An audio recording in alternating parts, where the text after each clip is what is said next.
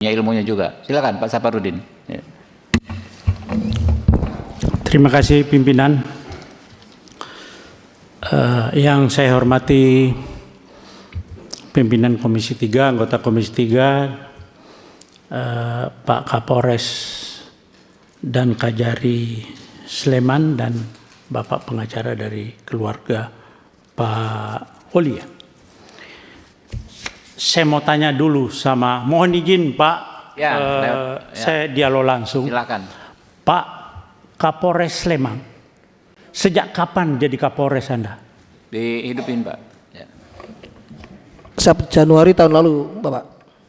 1 tahun ya. Siap. Anda sebelum jadi Kapolres sudah di assessment belum? Siap, izin kami pada saat Kapolres masih AKBP juga sudah asesmen, Bapak.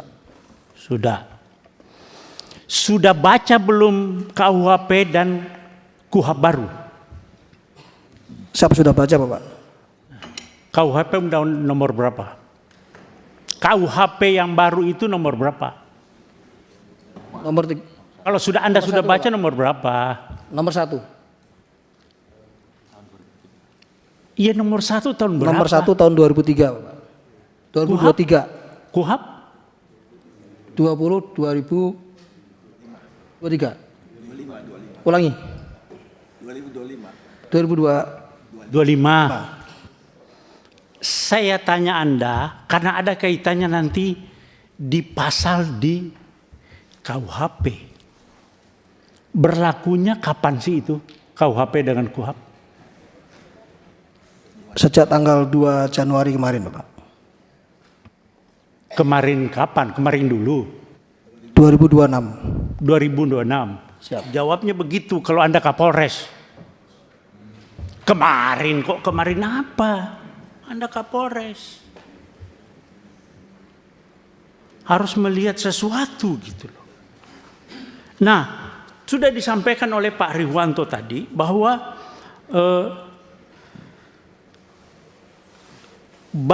Pak Kapolres sudah baca pasal 34 KUHP. Sudah baca? Enggak.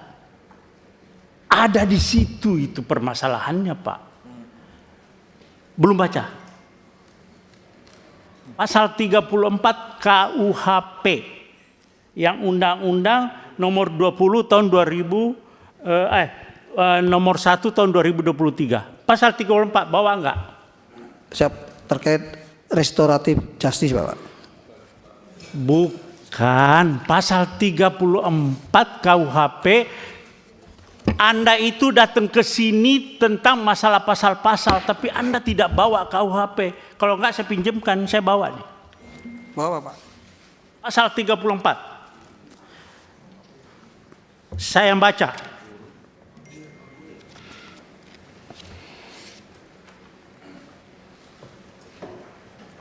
Kalau ya saya Kapolda kamu, masih Kapolda, Anda tidak bakalan sampai ke Komisi 3 dan saya sudah berhentikan Anda. Anda kok Kapolres sudah kombes seperti itu. Bagaimana polisi ke depan? Oke, saya bacakan pasal 34 ya. Pasal 34. Setiap orang yang terpaksa melakukan perbuatan yang dilarang tidak dipidana jika perbuatan tersebut dilakukan karena pembelaan terhadap serangan atau ancaman serangan ketika yang melawan hukum terhadap diri atau terhadap diri sendiri atau orang lain. Kehormatan dalam arti kesusilaan atau harta benda sendiri atau orang lain. Oke, itu kalau Anda belum jelas, saya bacakan pasal 34 penjelasannya. Itu lebih rinci lagi di situ. Ada penjelasan pasal 34. Ini bukan tindak pidana. Kalau di KUHP Lampung Overmah, alasan pembenar bahwa orang itu membela diri, bukan undang-undang lalu lintas. Anda salah menerapkan hukum. Jaksa lagi P21 juga. Anda koordinasi yang nggak benar itu. Polres dengan kejaksaan. Anda koordinasi tapi salah. Bagaimana? Jadi maksud saya begini Pak Kapolres dan Pak Kajari. Ini bukan RJ. Bukan RJ. Tidak ada tindak pidana di sini. Sependapat dalam tidak ada tindak pidana. Orang yang Bapak tahu, Bapak ngomong di televisi saya lihat Pak Kapolres itu, oh dia melakukan pembelaan yang tidak melakukan tindakan tidak seimbang. Bapak tahu apa yang jambret itu tidak ada istilah di KUHP. Itu adalah pencurian dengan kekerasan. Bukan 36, bukan pencurian biasa, bukan pencurian pemberatan, tapi pencurian dengan kekerasan. Curas itu Pak, curas itu begal. Dia bawa celurit, bawa senjata tajam, bawa apa segala, bisa bawa senjata api. Nah, ketika orang itu, ini bahaya Pak. Nah, Anda bilang tidak seimbang, dikejar oleh suaminya, korban. Orang sipil Pak, tidak punya apa-apa. Orang sipil nggak punya apa-apa itu. Nggak punya, tidak dipersenjatai, jadi itu bukan tidak seimbang, memang justru yang tidak seimbangnya itu orang sipil Pak yang mengejar pelaku curas. Bagaimana Bapak bilang tidak seimbang? Ya, jadi coba bolak-balik begini, Anda salah menerapkan suatu pasal. Jadi tindak pidananya adalah curas, ya, pencurian dengan kekerasan, tersangkanya meninggal dunia, ya selesai SP3. Itu loh Pak Kajari juga. Nah kalau Bapak pakai RJ lagi Pak Kajari, tuntutannya apa sih? Mereka kan pasti ada tuntutan Pak kepada korban ini. Di media sosial juga Pak Kapolres banyak itu di media sosial. Seandainya yang mengejar itu polisi, terus yang meninggal, apakah polisi dipidanakan juga? Kan selama ini nggak pernah polisi ngejar meninggal orang itu kan tidak dipidanakan juga.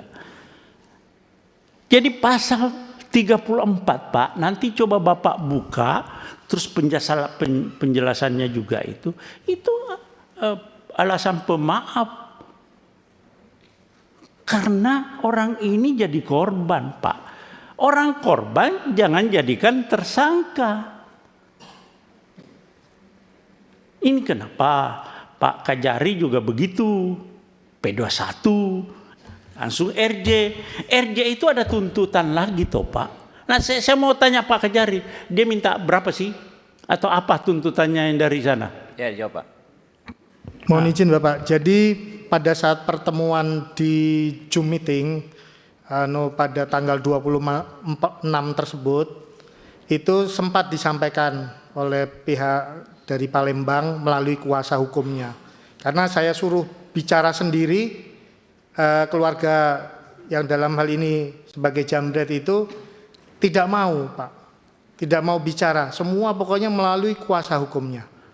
Iya bukan malah ya, kuasa hukumnya. Makanya kuasa hukumnya akhirnya menyampaikan pada forum itu, mungkin pihak keluarga daripada Pak Ogi juga tahu, itu hanya memberikan bahwa dia waktu itu biaya-biaya yang timbul seperti untuk mengantar jenazah dari Jogja ke Palembang, biaya ambulannya, terus biaya pemakamannya, dia seperti itu hanya menyampaikannya.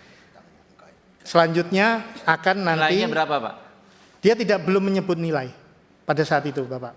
Pada saat pertemuan Zoom meeting itu dia tidak menyebut nilai, hanya menggambarkan bahwa kan kami ada pengeluaran biaya-biaya seperti biaya ambulan, biaya pemakaman. Nah, selanjutnya pada pertemuan lanjutan pada tanggal 27 kemarin itu akhirnya antara kuasa hukum sepakat mau bertemu 4 mata besok sore di kantor Kejaksaan Negeri Oke, Sleman. cukup lanjutkan Pak. Cukup, ya belum, masih ada. Jadi Pak Kajari dengan Pak Kapolres coba ini ya,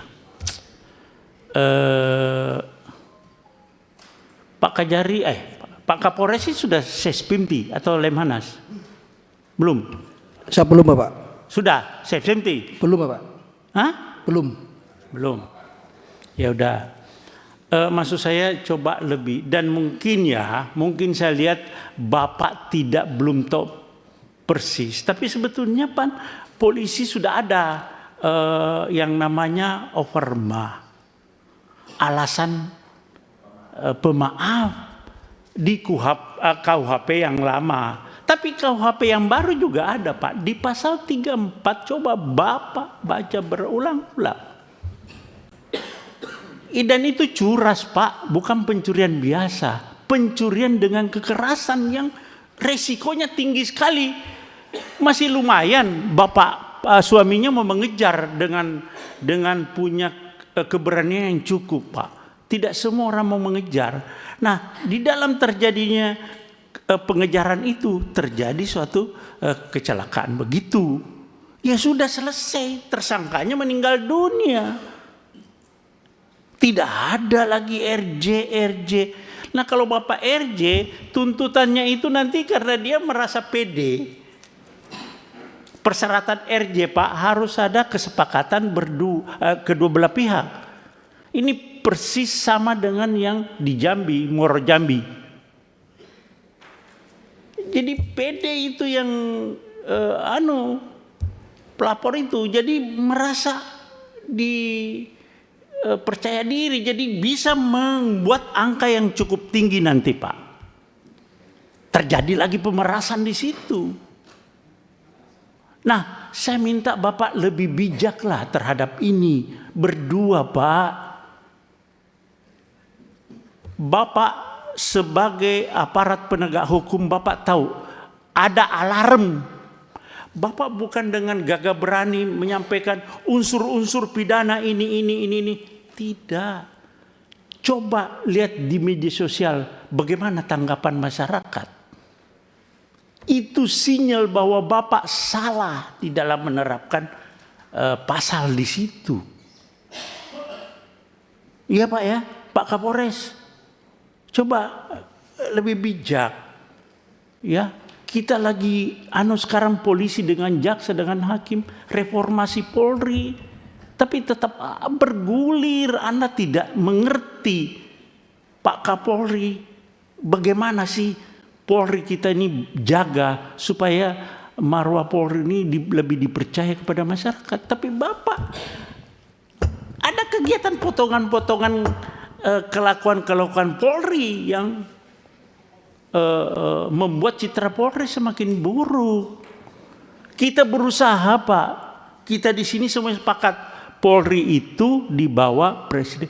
Ini semua perdebatan, tapi Bapak jangan mencederai ini. Ya saya kira itu Bapak coba, kalau saran saya ini SP3 Pak. Terima kasih. Assalamualaikum warahmatullahi wabarakatuh. Siap yang berikut Pak Jamil.